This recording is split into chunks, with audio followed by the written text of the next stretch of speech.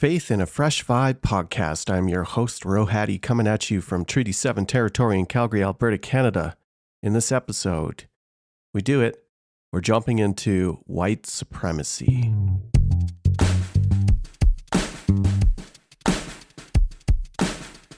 Episode number 7, or if you're counting episode number 86 in season 11, but this is the special one, Farewell Evangelicalism.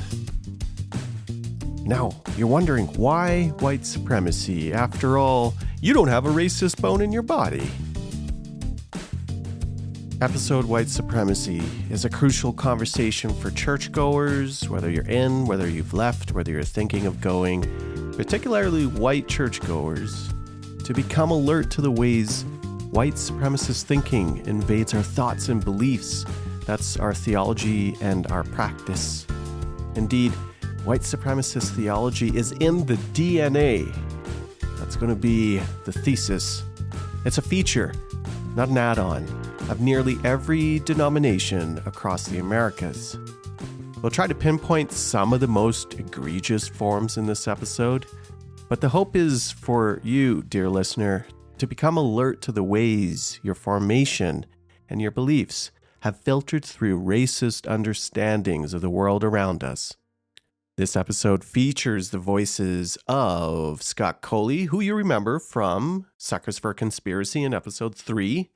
It also brings back the voice of Lamar Hardwick from episode number 77. I wanted to loop his thoughts back into play. And then we'll end off with Robert J. Callahan.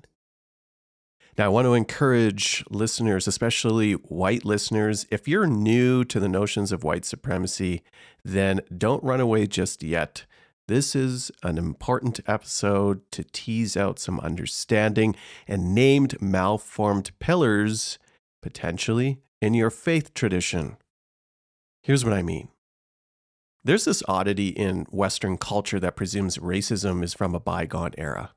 Like, in the past, there were racists, but today, only the odd individual might be a racist.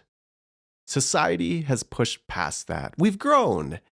It's actually part of the prevailing cultural narrative to treat racism as individual bad actors and not a systemic problem woven in between all of the different systems and institutions that make up our culture. That was the prevailing narrative until the summer of 2020.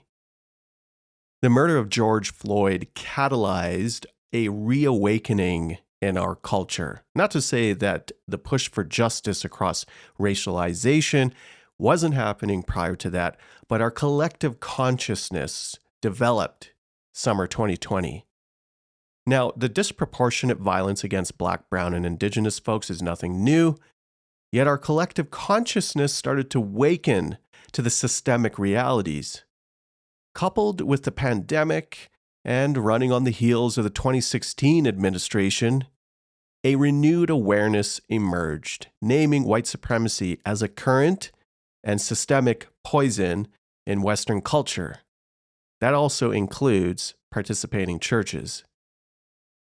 It makes sense because the bedrock foundations of the Americas is rooted in values of white superiority, ranging from the doctrine of discovery to manifest destiny, the enslavement of Africans, justified by new racist ontology of the organization of bodies, where ultimately darker skin was inferior to white skin, the mistreatment of basically any labor force that would enrich white landowners or any landowners now, or simply the genocide of indigenous peoples, which is not simple at all. Fast forward to today, where we're watching ICE presently targeting and terrorizing brown migrants with irregular status.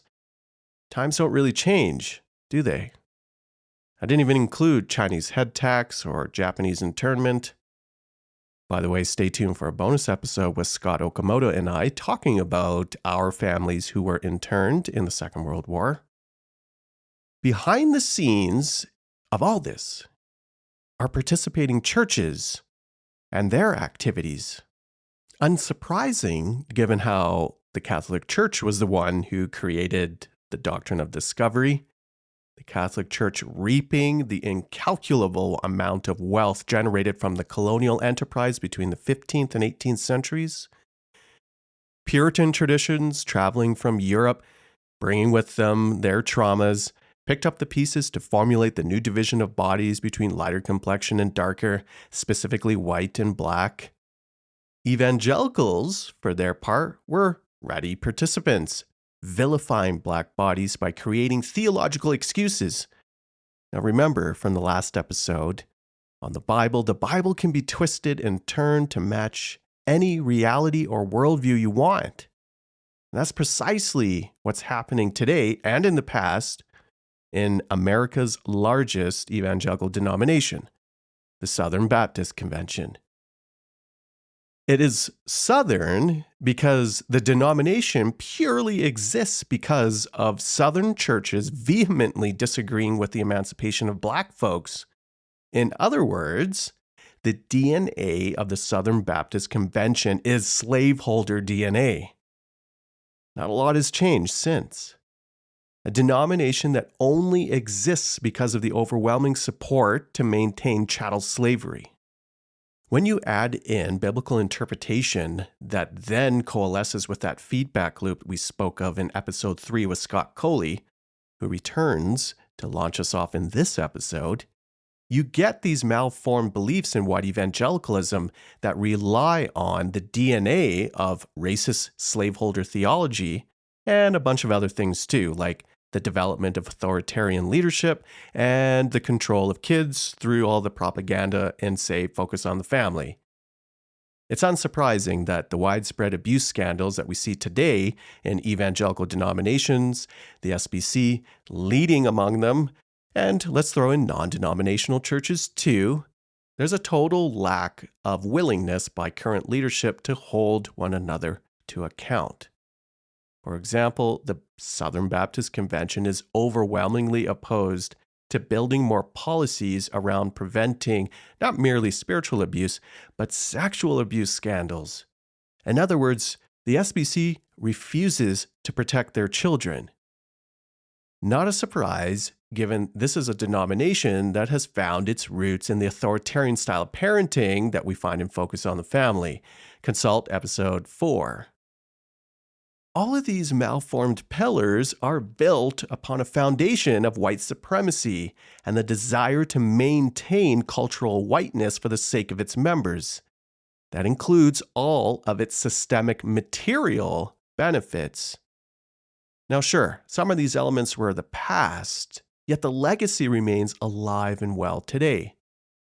Pick any number of manufactured race-based scare tactics used by the religious right, or let's just say the political right, that generates fright around any term. And let's say 3-4 years ago, that term was critical race theory.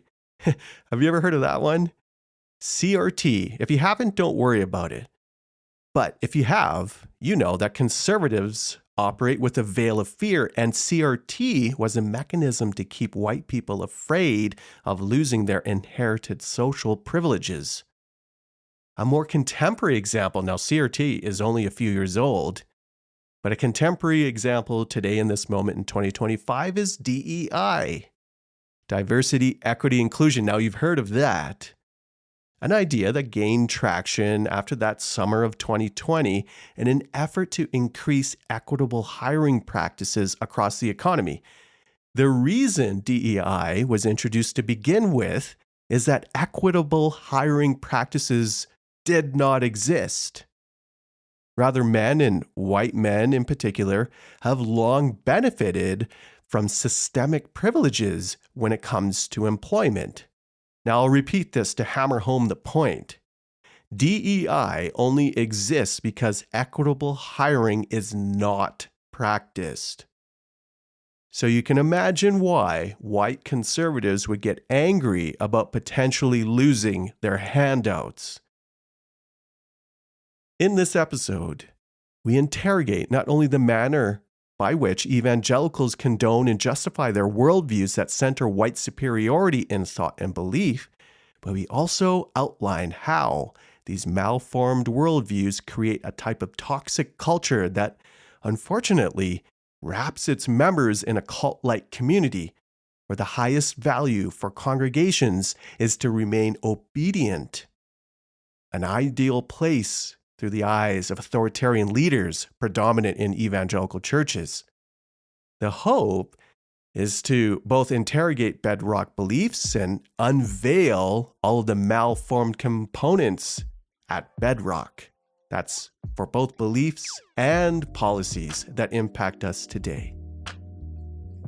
The previous episode in Bible, we chatted about how you can use the Bible to justify abhorrent and immoral behaviors, beliefs, and theologies. Kind of like slavery. Here's Scott Coley from episode 4 on propaganda. We're going to talk about how you can abuse scripture to fit white supremacist narratives and beliefs. All right. My name is Scott Coley. So I'm an author, a professor, and a consultant. I've recently written a book called Ministers of Propaganda, Truth, Power, and the Ideology of the Religious Right. I live in central Pennsylvania, which is an area that came to be inhabited by the Susquehannock Indians in and around the 16th century. So one example that I discuss in the book, I tend to focus on, insofar as I discuss history, I tend to focus on the latter half of the 20th century and onward. But I do draw from a couple of examples that go back to the 19th century. So in the middle of the 19th century, evangelicals are bitterly divided over this question of race-based chattel slavery. I don't have to tell you. And there's this tendency, I think, in certain circles to dismiss worries about the fact that certain theologians were enslavers as with the suggestion that, they were just men of their times, something like this.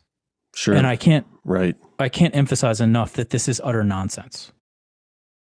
Right? It is not as though it just hadn't occurred to anyone by the middle of the 19th century that slavery, race-based chattel slavery, was an iniquitous institution. Right? There were denominational splits among Baptists, Presbyterians, Methodists. All of our North Atlantic peers had outlawed the institution. And although in some cases, of course, they were still benefiting economically from it.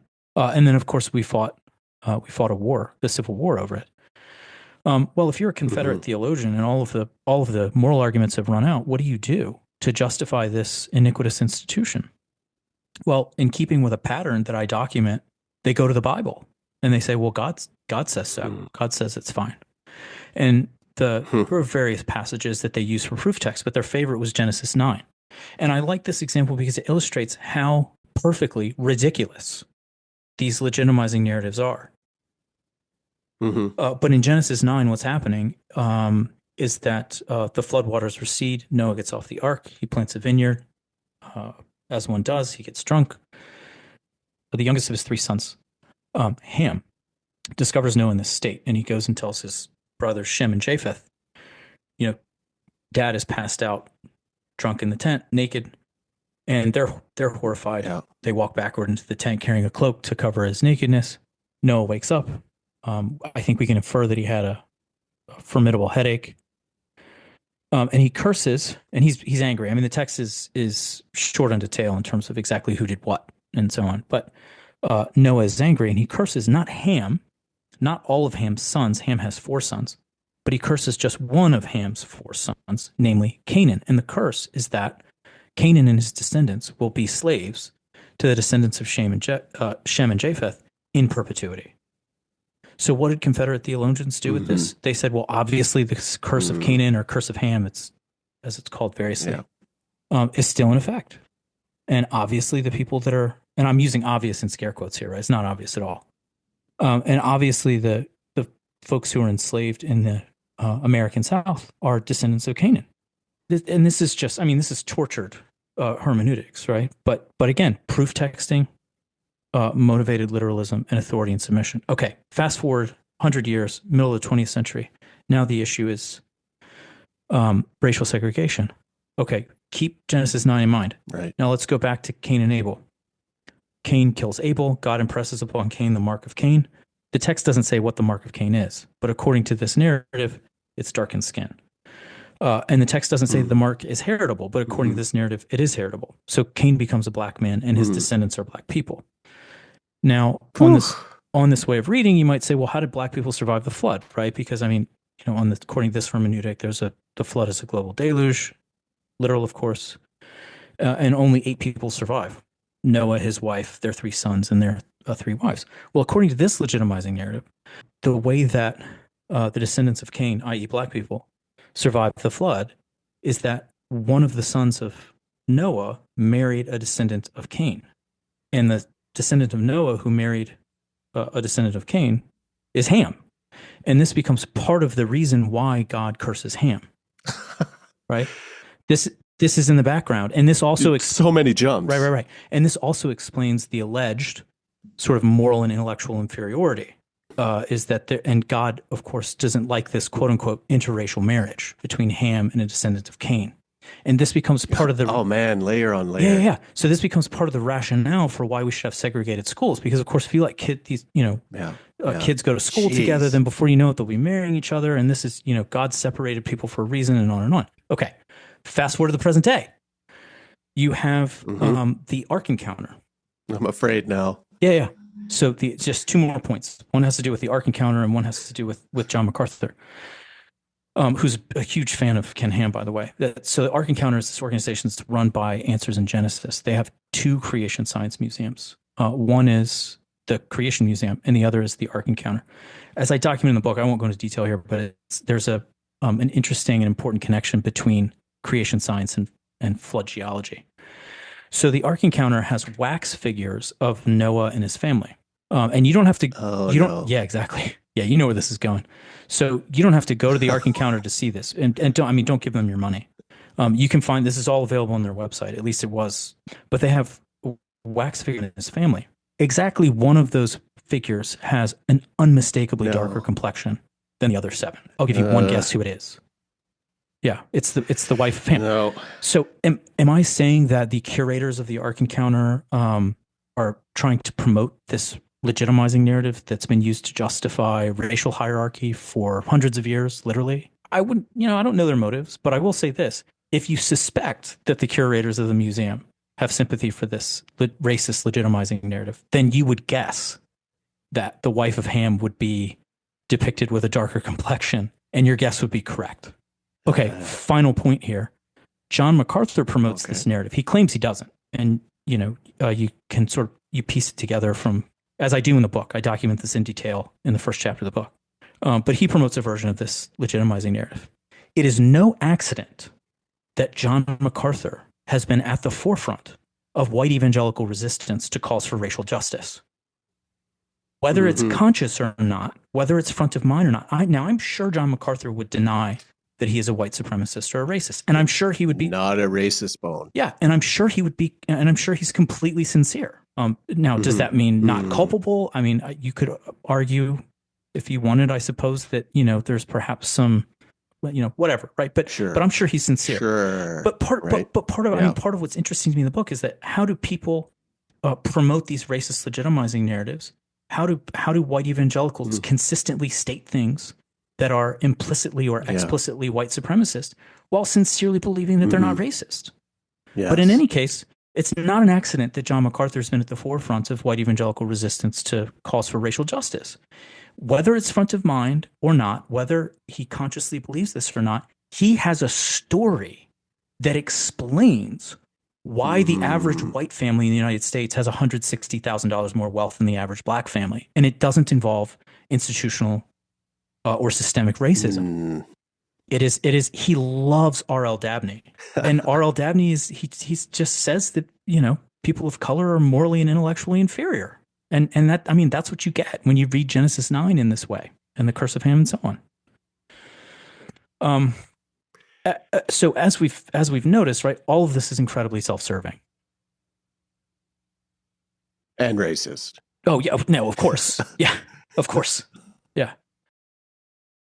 It's unsurprising that one of the most important figures in white evangelicalism today is John MacArthur, and he is at the forefront of white evangelical resistance against calls for racialized justice. Now, where does this all come from? We mentioned before how there are bedrock pillars built on top of white superiority and white supremacist thinking, but there is a caveat here. It's not just about race. I wanted to pull in a conversation I had in episode 77 with Lamar Hardwick because there was a learning opportunity for me to associate white supremacy with ableism.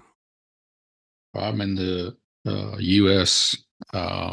In the Atlanta area, actually about Georgia, which in the Atlanta area, which I live in Noonan, which is about 30 minutes south of Atlanta, south of the airport. And it's from what I understand, the traditional lands of the Muskegee and the Creek is where my family and I live. There is an opening line early in the book as you start to make these connections, and it reads, "The challenge in dealing with racial bias is understanding that racism cannot exist without ableism.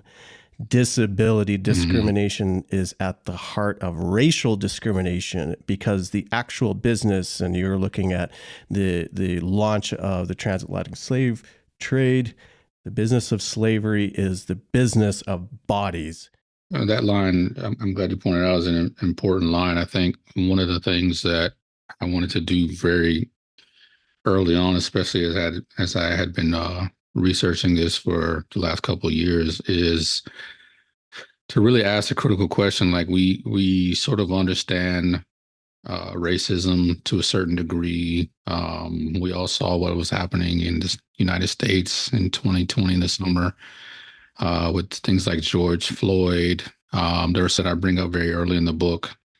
And so people were wanting to do that work. But what I saw is that most of the conversations about racism always stopped at, obviously systemically, but even on an individual level, it always stopped at sort of this discrimination against people based on the color of their skin.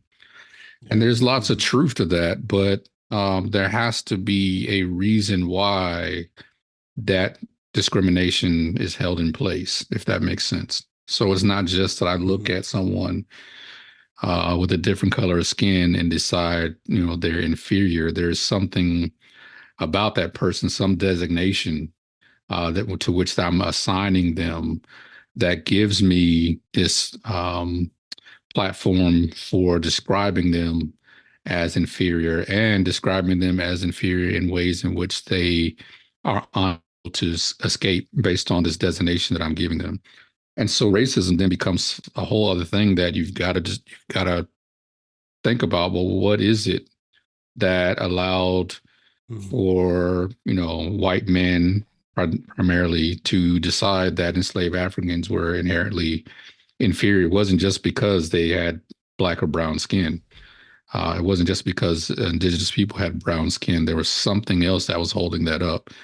And when you peel back the layers, you start to see that these early definitions of disability that were established as they were colonizing the West became the primary platform for deciding how to designate black and brown bodies in a way that they cannot escape that designation, right? So you think about, it's not that I think I'm superior or I hate you because you're black.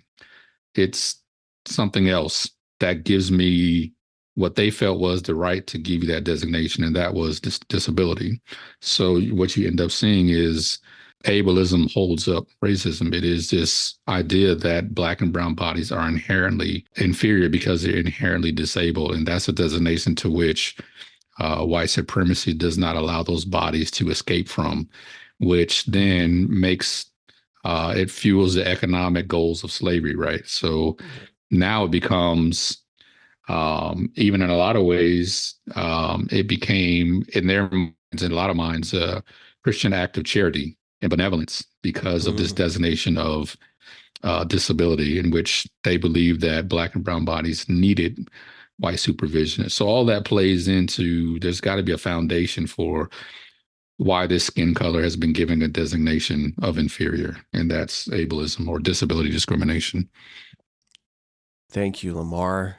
That was a repeat of episode 77. Visit that episode for the entire thing, we just pause for a minute, pay attention to your body.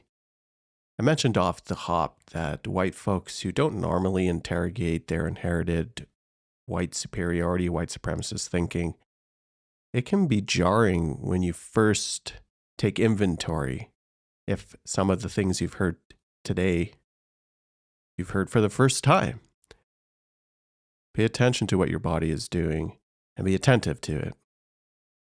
This is good info, good intel, because it is peeling back the layers of all the malformed pieces in our religious formation.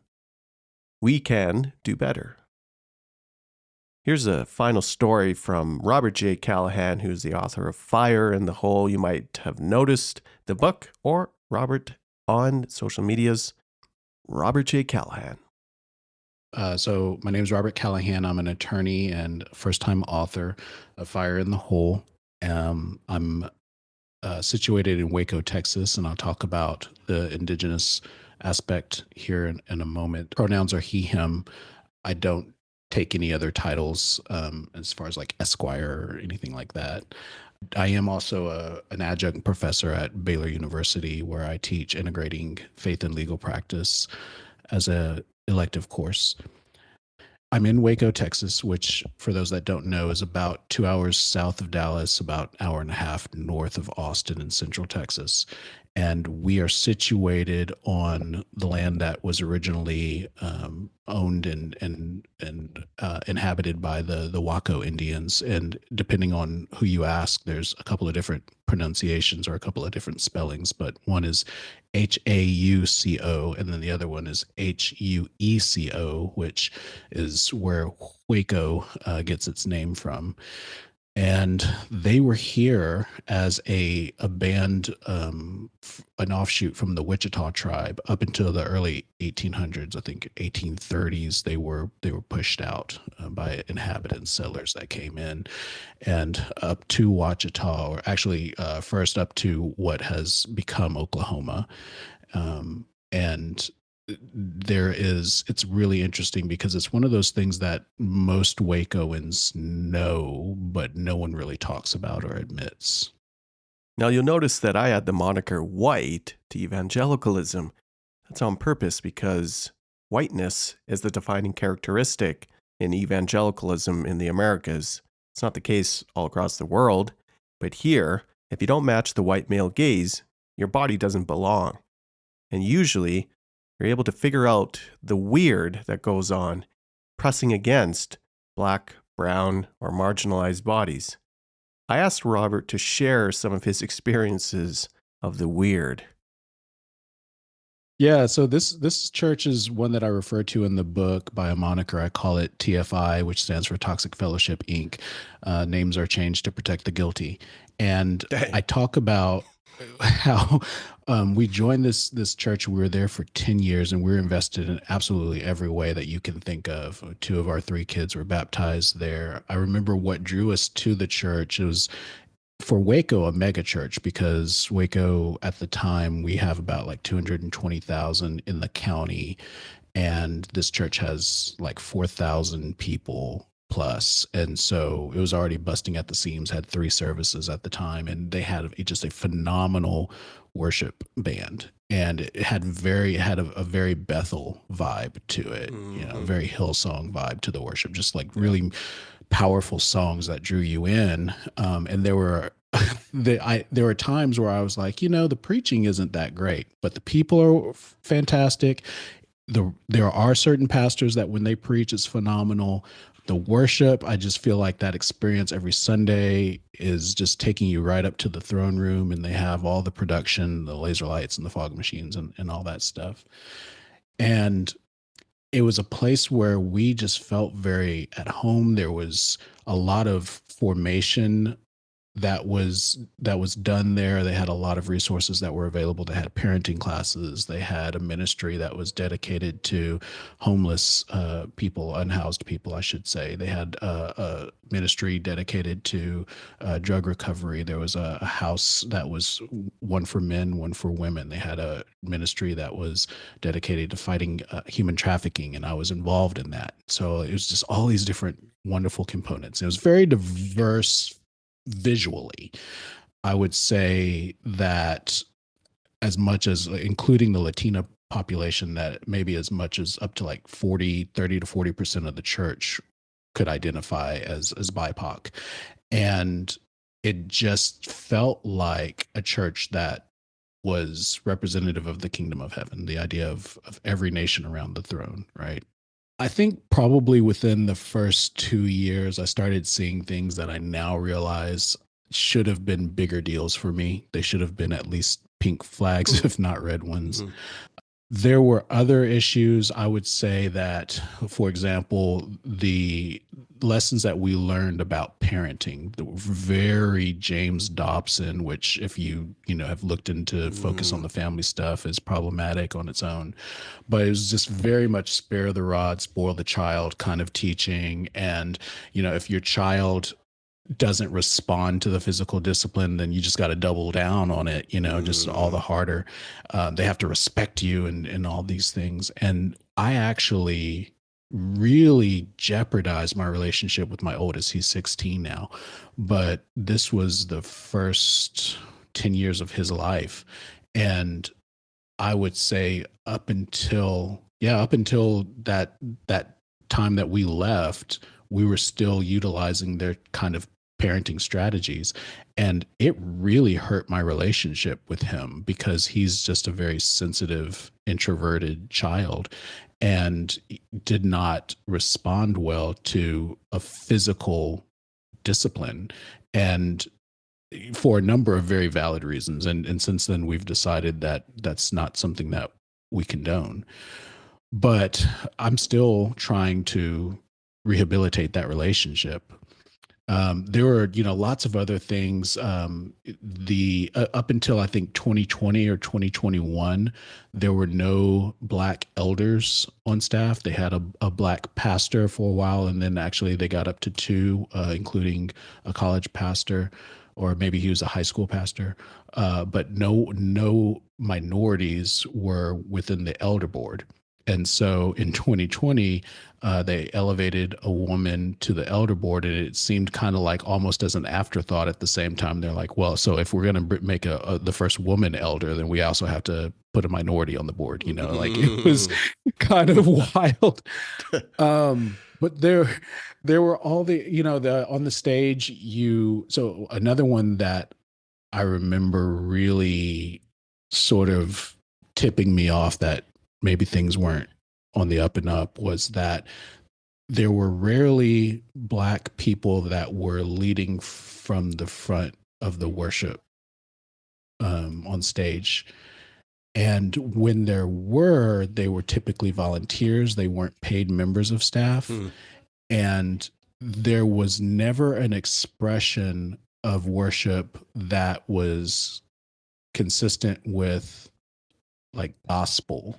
Like there was one time I remember that the worship pastor, who was white, led in a song that was a gospel centered kind of song. It had like a call and response.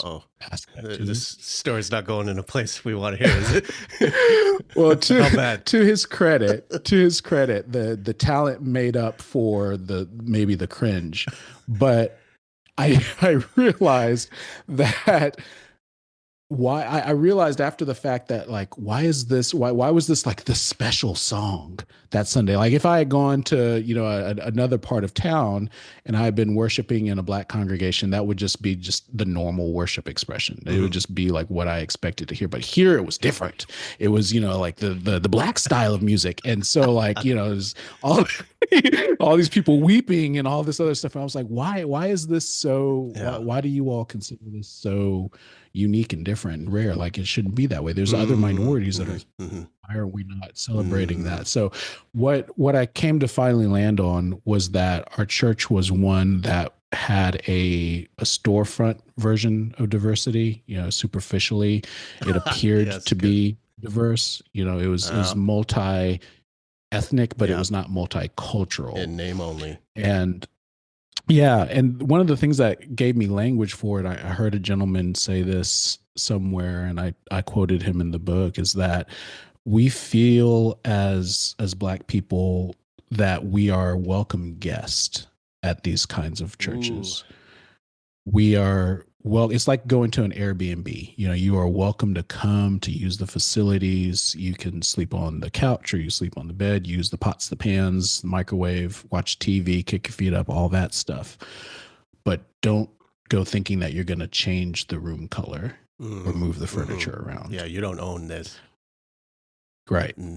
So when I realized that in the wake of really as early as Ferguson, but definitely after that, that there was just no conversation about what the church needed to do in order to partner with minorities who were hurting and lamenting, and like what the role of the church was. Very much every sermon that had to do with diversity or about race had to do with this anemic version of reconciliation, wherein Black people were supposed to forgive, and then white people were supposed to just press in, but there was no onus placed on the offenders to change their behavior. No one communicated, hey, as white-bodied people, these are things that you need to be aware of, that you do, that you say, that can be hurtful to your brothers and sisters in Christ. And I realized after leaving that church that it wasn't, because people, like, when I would talk about racism, they would just say like, oh, you're so brave. And I wish I had the bravery to do that. I wish I had the courage to do that. And I realized it wasn't a lack of courage that kept them from doing that, but a lack of integrity. Because when you go to a church where they do know how to fully embody the created image of God in each of us, then there's no problem discussing race. It's just part of the flow. There's no problem integrating that into like the application of the gospel, but it couldn't happen there. That's all a very long way of answering your question and landing at, I think that the common culprit is whiteness. And I really kind of struggled with that because I needed to know, like, how you, like, naming your enemy is like half the battle at least, right?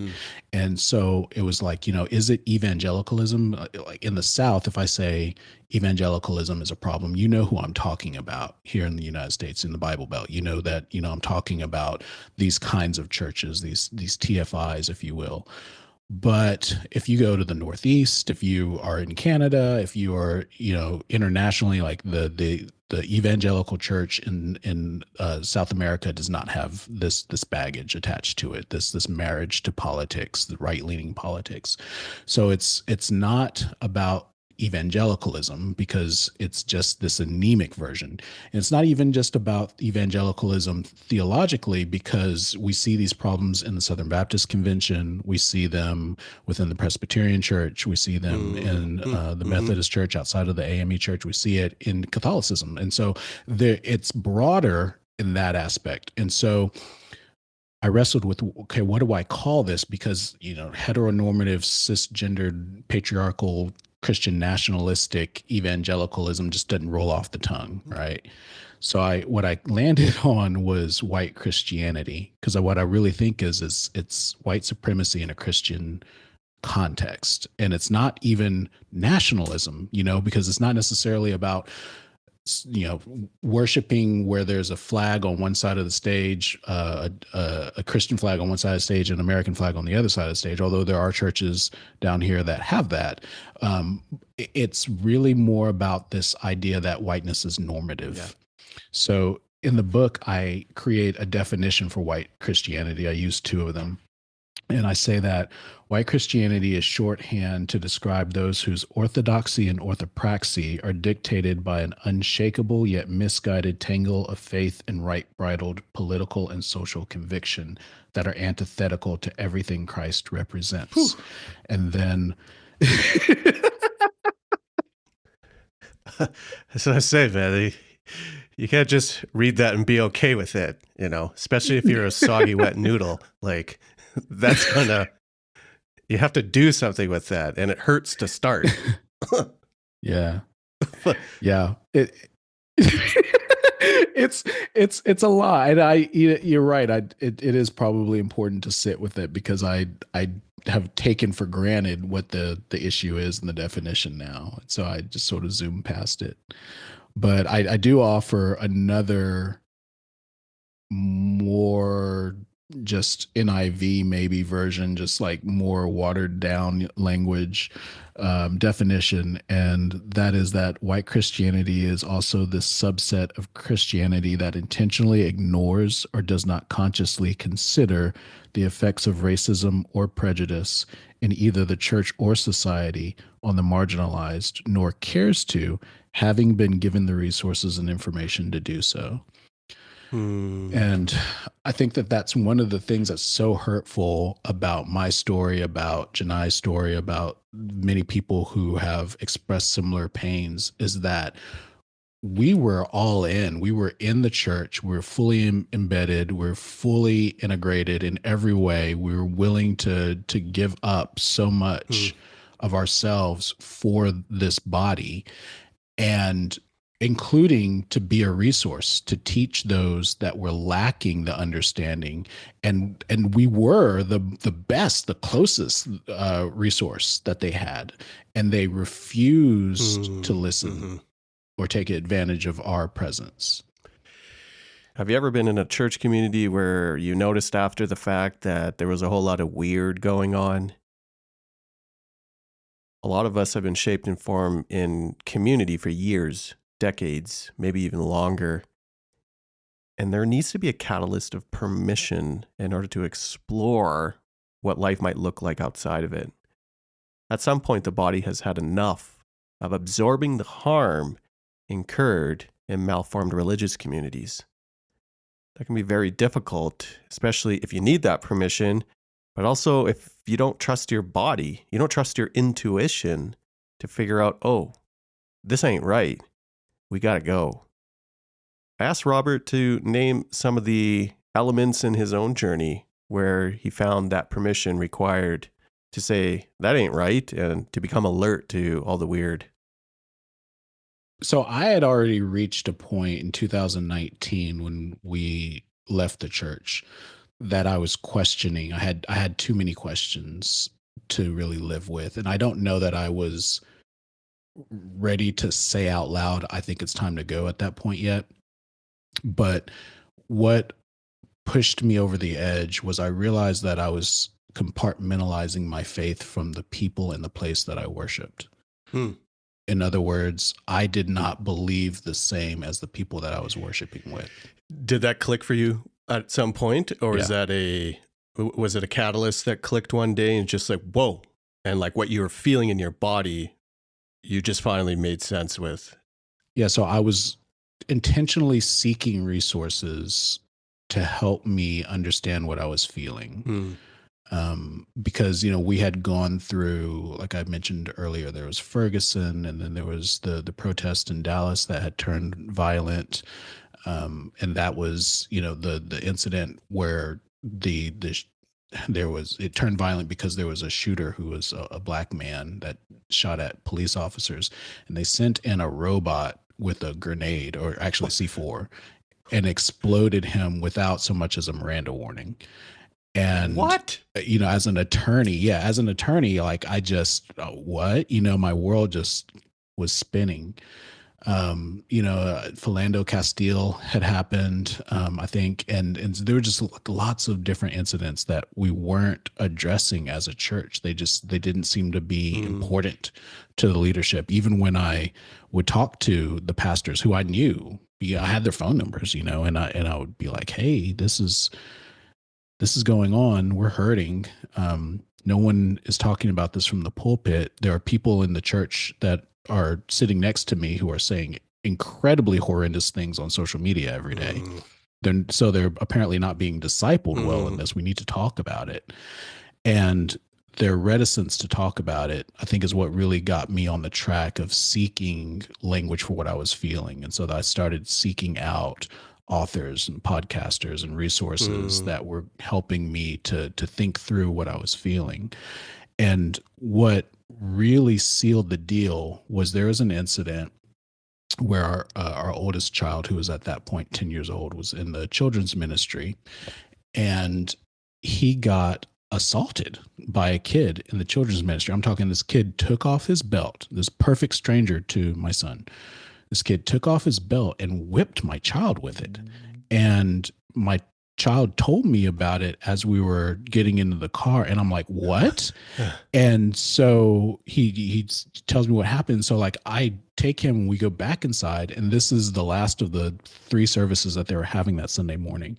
And the church is so big. There's so many different people that are involved. And so like, I had to try to discern, with dwindling amounts of people still in the church, who was in charge of the classroom that Sunday, who was the volunteer that was inside of this smaller circle of about 10 kids that my child was in. Nobody could say. Nobody knew who the volunteer was that Sunday. Nobody knew who was in charge, and like nobody knew anything about anything.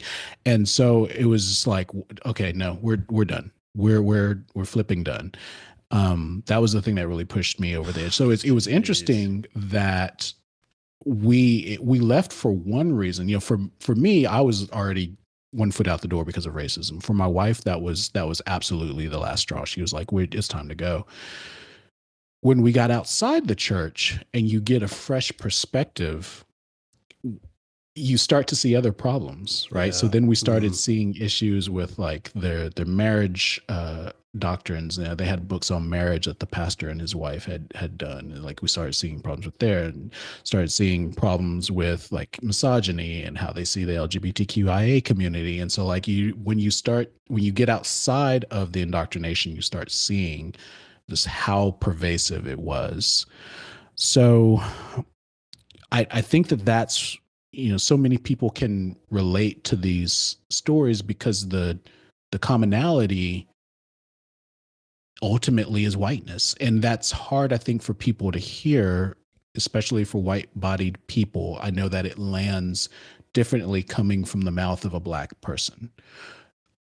But I think that the commonality is this sort of ideal that we know what's best, this paternalism that comes with whiteness, this idea that, even though we have no theological degree, which is another issue of my pastor at that place, we have a better, more authentic understanding of the gospel than you do, even though we're not theologically trained, right? And that just so happens to conform with this certain political ideology. And we felt very much like we were being condescended to. We felt like we were being we were made to feel as though we weren't smart enough, wise enough, old enough to have the full understanding, the revelation that the lead senior global pastor has.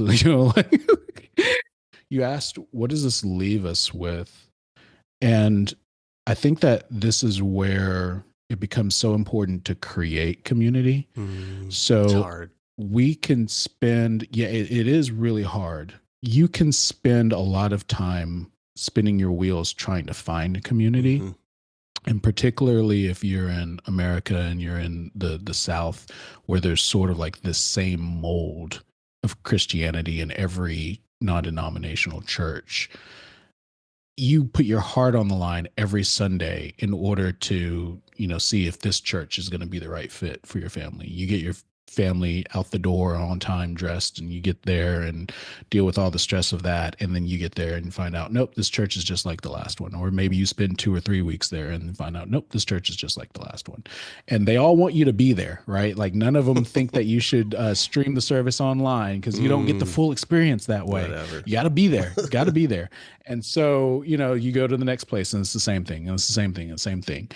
And what I recommend for people is, for a season, whether that's a month, 3 months, 6 months, a year, 2 years, doesn't matter. Trust that you love the Lord enough that you can seek him out.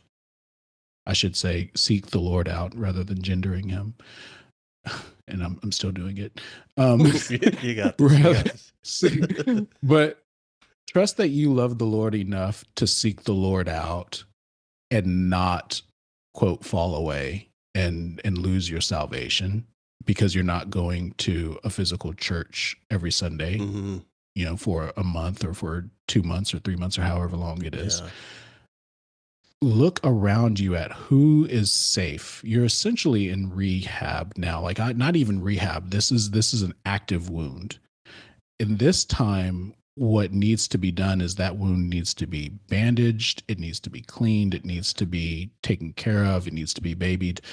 But you do not need to be trying to do like aggressive rehabilitation where like you're lifting weights and things like that in order to try to get your original strength back.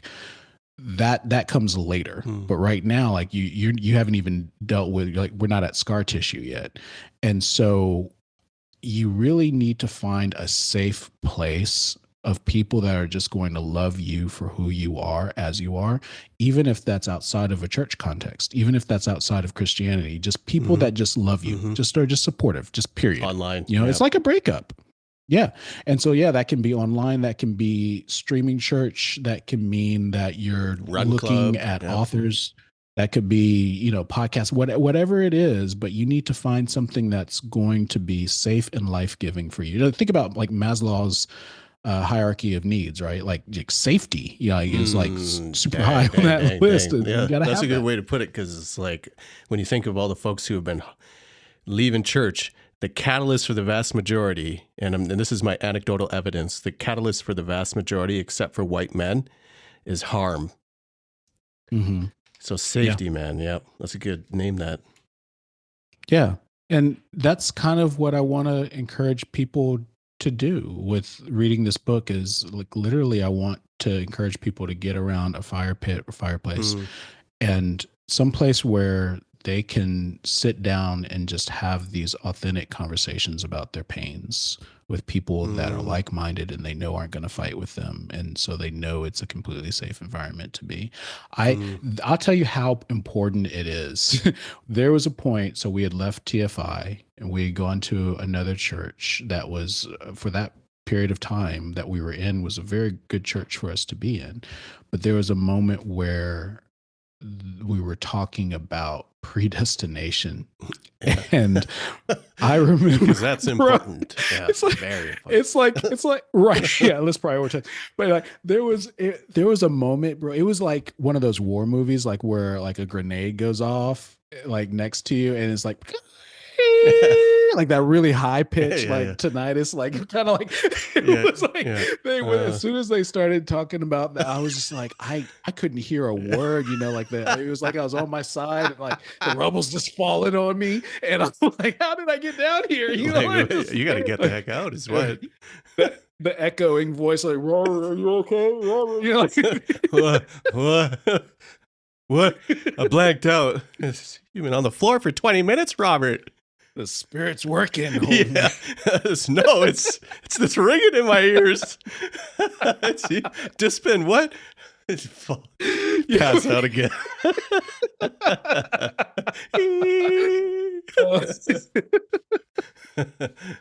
I don't want to cut that story off. That was the end.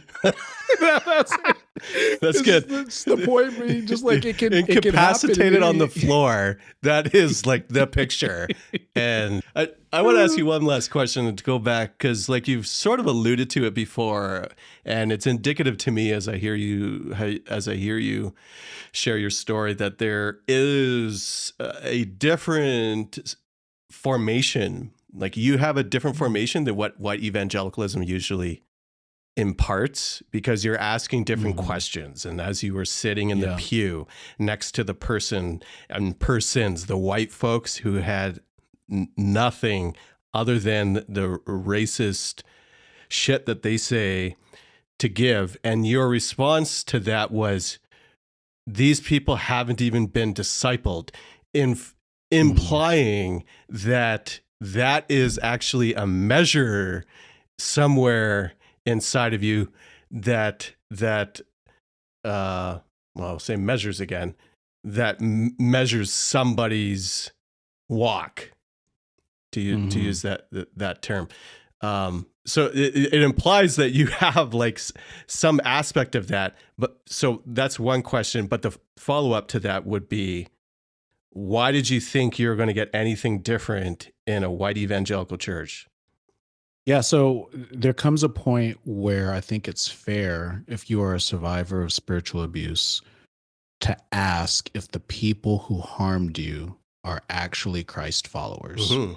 And that does not require that you make any sort of eternal judgment about the state of their soul or what their status with God is eternally. But the word Christian means little Christs. We are representatives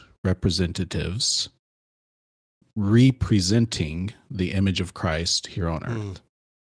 That's the whole task. That's it. That's the whole thing. And so if you are not doing that, if you are representing Donald Trump, or if you are representing, Greg Locke or some other toxic Christian, ideal, then you may be something else, right? Like you may be you may be some strange new amalgamation of things, but you are not a Christian by definition, right? So let me, I guess, to draw an analogy, if I say that I love my wife, but I cheat on her, I'm abusive to her, I'm emotionally manipulative, my words don't mean anything. We have this idea that Christianity is what we feel in our hearts, as opposed to how we live that identity out.